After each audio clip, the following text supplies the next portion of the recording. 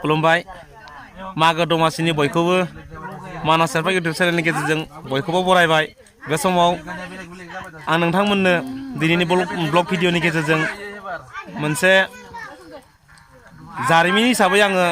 गालांनो थाखाय बे भिडिअखौ एक्चुअलि आं बानायनाय जादों बुंनो थाङोब्ला बे भिडिअआ दिनैनि बे भिडिअआ आंनि न'खरनिनो नुथाय जागोन मानो होनना बुङोब्ला आं बेखौ बानायदों होनना बुङोब्ला बोसोरफ्रोमबो जोंनि न'खरा मागो दमासिजों सोमोन्दो लाखिनानै न'खरनि बाय बाहागि गासैखौबो बिदा फंबाय बिमा बिफा बिबथै बिमादै बिमायं गासैबो बिबै बिबौ गासैखौबो बोसोरफ्रोमबो जमा लोगो मोनलायनायनि थांखिजों मागो दमासियाव बोसोरफ्रोमबो जोंहा मोनसे जयैनो जानायनि ओंखाम ओंख्रि जानायनि हाबाफारि बोसोरफ्रोमबो खालामबाय थायो देग्लाय बोसोरनैखौ दिनै एबा मागोनि नैथि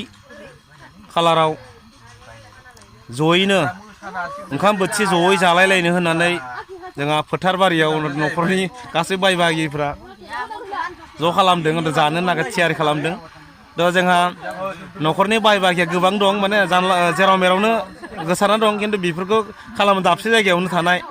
जेरै आंनि जेराव जोनोम जायगा बे बाक्सा जिल्लानि सिङाव थानाय सिमलागुरि थोरिबारि होननाय गामियाव दा बाथाबारि होननाय गामि बे गामि खिनियाव थानाय दखरसे न'खरखौ लानानै बेवहाय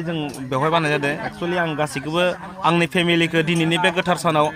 बयखौबो नोंथां बयखौबो आं सिनायथि होगोन दा आंहा बे आं जेराव जोनोम जादों बे जायगायाव आंनि बिफा बिमा थाबाय आंनि बिदा सासे आंनि फंबाय सासे बिनानाव सानै दं खोन्थागोन लोगोसे आंनि बिफानिनो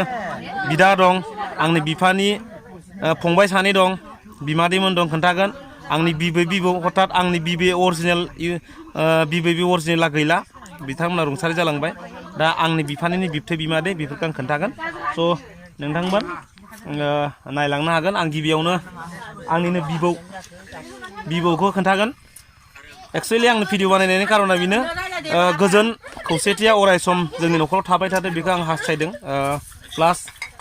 देनांफोर जोंनि बिबै बिबौ बिमा बिफाफोरा दाबसे जायगानिफ्राय गुबुन दाबसे जायगायाव सोलाय सोल' जाना आलाय सिलाय जायोब्लाबो हथात सोरबाफोर रुंसारि जालाङोबाबो बे भिडिअखौ जाहाथे गोसोखांथि महरै नायनो थाखाय आङो बे भिडिअखौ बानायनाय जादों गिबियावनो नैबे आंनि बिबौ माने आंनि बिफानिनो बिबथै नैबे आबै जोंहाथ' रावबो गैला जोंहा बे बिबौ सानैयानो सना रखम बे आबौ मा बुंनो सानो दिनैनि भागि मेलायाव जोंथ' खुनु दिन जाफेराखैमोन भागि मेलाखौ दा फिसा फिसौ जानायनिफ्राय माने मोखां गन्थं नायलायनाय हिसाबै जों दा बर्थमान माने ज'लायनानै बेफोरबायदि खानाखौ जागासिनो दं आरो दा फिथाइफोरजों मिलायनानै उनावबो आरो बिदि मोनजाबाय थादों उनावबो आरो उननिखौ आरो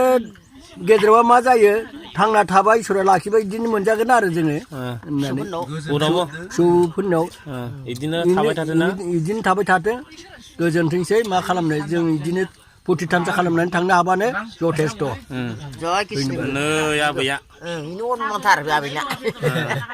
दे नैबे बिफा एरेन्जमेन्ट खालामग्रा पार्टि लिडार खालामग्रा माखासे माबा जा बिफा इयो दा आरो जोंनो आरो बोसोरब्रै बोसोरबासो जाबायलै बेबायदि खुंनायाव आरो दा जोंनो सलायगिरि नालाय जोंनो आरो गासिबो गाजा गोमजा खालामनानै लिंथुमो दा आरो बयबो खौसे जायो नालाय ओंखायनो जों आरो थाखा फैसा बेसेथो खरसा जागोनखाय ओरैनानै जों आरो जादों आरो अनलायनानै गासिबो बिहामजो ओरैहाय खालामबाय थानायनि थांखि लादोंना बेबायदिखौ जों आरो थैनानै थांसान्दियालागै जों माने खालामबायानो थागोन आरो बोसोर जानायाथ' गेदेर बाथ्रा नङा मोखां नुलायासै जों जानाय रायलायलायबाय दरसेबाबो दरनैबाबो बेखौनो जाबाय थामसा फुरथि खालामबाय बिनि खालामनानै जाबादि बिराद मोजां आरो अनलायनाय थायो ओरैनानै नैबे आयं बिफानि बिदा खानाया फुरबाय आंनिया ना आयं फुरबायथ' थख्ला जालांबाय आंनि खानाया बोरायबायना बियो जा बिफानि बिदा जा बिफाया सेकेन्ड नाम्बार नैबे बिबथैया बिफानि उन्दै माने 2 नाम्बार बिफानि सिङावनो आरो आदैया इरिगेसन डिपार्टमेन्टआव साख्रि मावो तामुलपुराव आदाया दा न'आव दंफैयो दा आदाया लोङाबो जायाबो जेबो खालामा ओरैनो मागोनि गाहाम हामलायनाय जासिहरबाय लोङाब्लाबो जायाब्लाबो दा जितु भागि मेला जाहैबाय नालाय दा बेखायनो बिदा फंबायजों बा बिहामजो फिसाफोर बा बियादै फिसाफोरजों ज' थानांगौ जाहैबाय दा बेखायनो जितु सिगाङावनो बुंखाबावबाय दे देग्लायदो जोङो बोसोरब्रै बोसोरबा जाहैबाय दा बेखायनो बे आयजनखौ जों खालामदों आरो उनावहाय खालामलांबाय थानायनि मोनसे आसा दङ जोंनि दिनावबो जों खालामबाय थासिगोन आरो जोंनि उनावहाय जायफोर जोंनि नेक्स्ट जेनेरेसन थालांगोन बिसोरबो बे हाबाफारिखौ हयथ' लालांबाय थागोन होननानै जों आसा थिदों दा आइटेम हिसाबै जोंहा बर' हारिनि हिसाबैथ' जोङो आसाम ट्रेक्टराव थाखाबायानोसै बेनि उनाव लकेल दाउ थाहैबाय थिग बिदिनो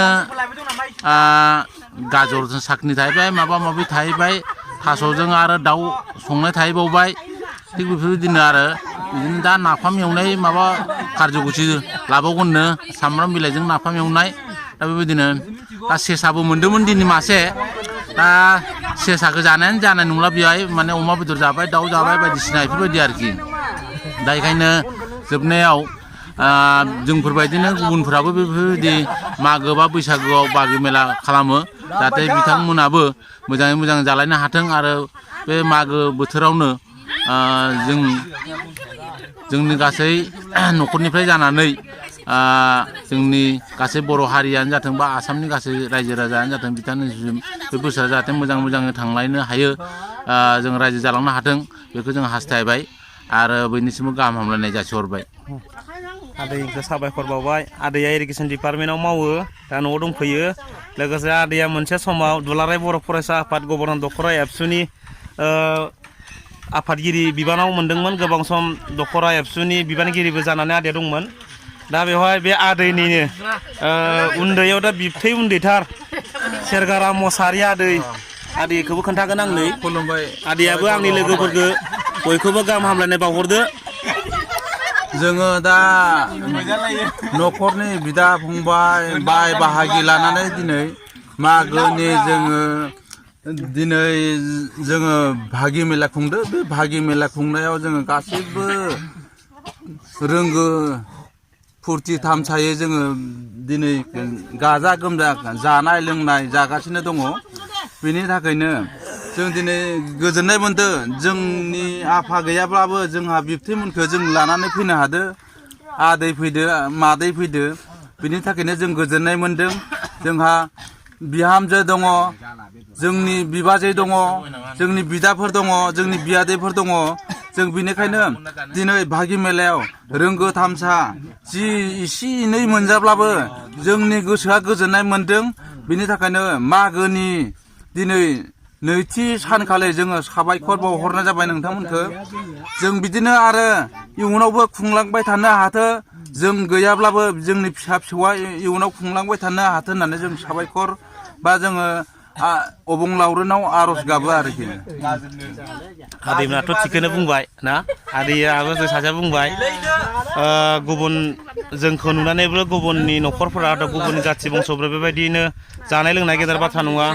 बेबायदिनो अनलायलायनाय अरायबो गोजोर जाथो बेखौ हास्थायनानै बयबो बेबायदि जोंनि बायदि जायो आं बेखौसो लुगैदों नैबे मादै फेसबुकनि रानि मादै आबिलि मसाहारि मादैया टेटआव साख्रि मावो इखौ गामियावनो राखावसि दोनब्रा मादैया बिराद खन्थाइ रायथाइ लिरो गामियाव ओरैनो खन्थाइ रायथाइ लिरो सुंद' सल' लिरो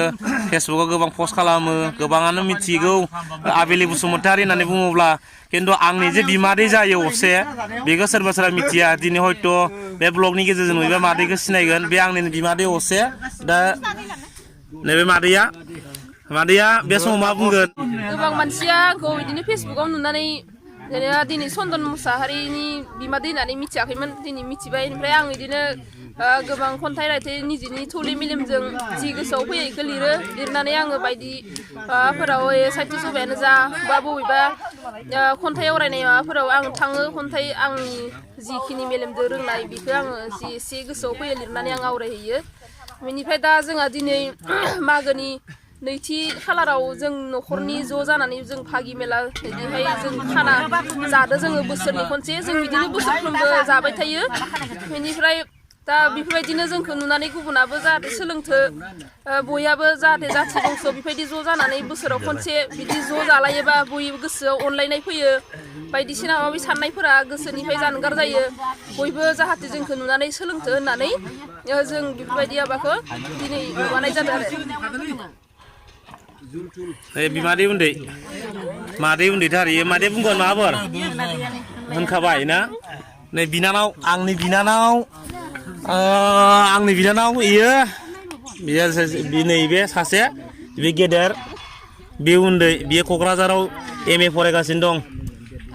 सेरफांगुरियाव जनता कलेजाव एबार मा बेसे सेममोन फार्स्ट सेम ना बैयो जाबाय बिबथै उन्दैनि फिसाजो एबार मेट्रिक होगोन नैबे बिदानि फिसाला मबाइलनि एसे देनजारखा मबाइल मास्टार बाबु मा नै मबाइलाव नायदो ना नैबे बेवहाय माने आंनि बिमायंनि फिसालानि हिनजाव फंबाया गैया खोन्थागौमोन आं फंबायाबो गुबुन दंहैयो नैबे जोंहानि आइया बुंगोन माबाफोर आंनि लोगोफोरखौ जों दा बोसोर गोदाननि बिदिनो बेवाइफोर बियाव बिखुमजो जोंहानि बिहामजो सानै फिसा हिन्जाव सानै बिजावजालि साथाम ज' खाना जानाय जादों आरो बोसोर गोदाननि मागोनि मोजांसो जाखोना गाज्रिसो जाखो अनलायलायनायनि जाबाय नांलायलायबाबो खमलायलायबाबो बोसोराव खेबसे अनलायलायथो होननानै जोंना थेवबो बिजावजालिफोरा अनलायलायनाया दंखायो नांलायलायनाय गैफेरा ज'नो अनलायलायखायो दे बिदिनो अनलायलायबाय था आरोबाव गोबाव जानाय नैबे बिदा केन्सार स्कुलनि मास्टार दरमा गैया बेस्रामा गैया टेनसन जानानै एकदमबारे गोदावसोर जाना दं केन्सार स्कुलनि मास्टार बिदाया आंनि बिदा आंखौसो बोरायसिन नुयो खोमा ना सेंग्रासिन नुबावो खोमा बेखौसो ना खिन्थु बिदा जानायाव मास्टारखा खिन्थु केन्सार स्कुलनि मास्टार ना दरमा गैया टेनसन बेस्रा खानाय सानाय गुलांजोब्बाय दुखुजो जादो जानायानो जानाय माबा मोनसे बुंदो बिदिनो बिफा बिबौ बिबथै बिमादै गासिबो बिब' बिनानाव बेवाइफोर फारसेथिं आंनि हिनजाव गासिबो बोसोर गोदाननि हामलायनायजों बेखिनिखौनो बावहरनाय जाबाय दे माथो होनबावनो नोंसोरखौ मालाय जानायाव मुखुब नै बेवाय फैला बरगयारिमोननि गामिनि बेवाया आर गराय रखम गाजां गोजौखा बेवाया नै खुन्थाफोरखौ जोख्रुबलाङो ओंखाम ओंख्रि संनायफोराव लामायाव अन्थाइफोर सौदुबा अन्थाइफोरा सिदावना खारलाङो हारसिंनो ओरैबायसा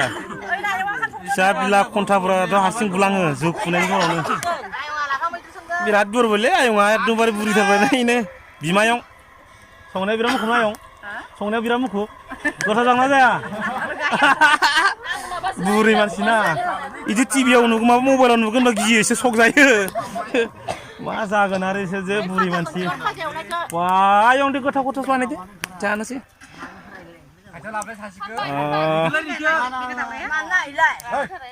बयखौबो बे समाव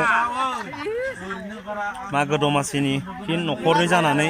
जोंनि फेमिलिनि जानानै जयै खेबसेनो बयखौबो बरायबावबाय आसा खालामो दिनैनि बे नैथि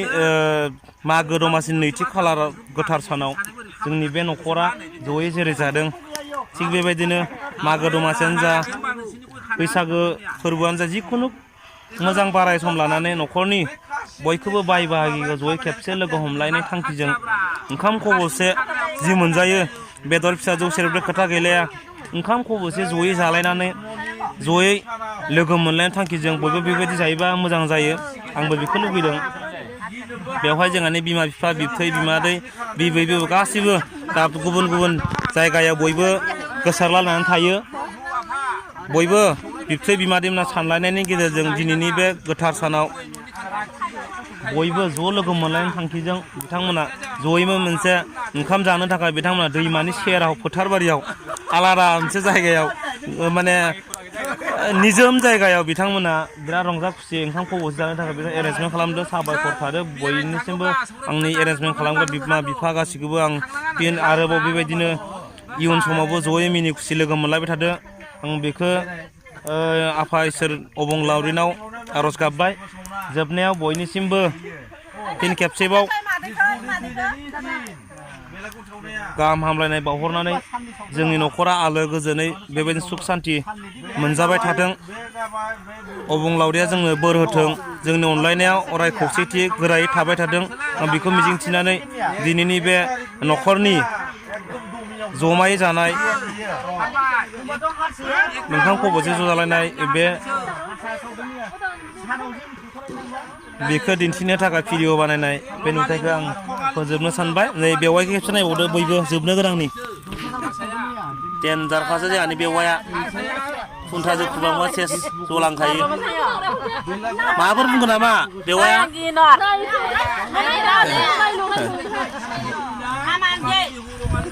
दे फोजोबबाय बाय बाय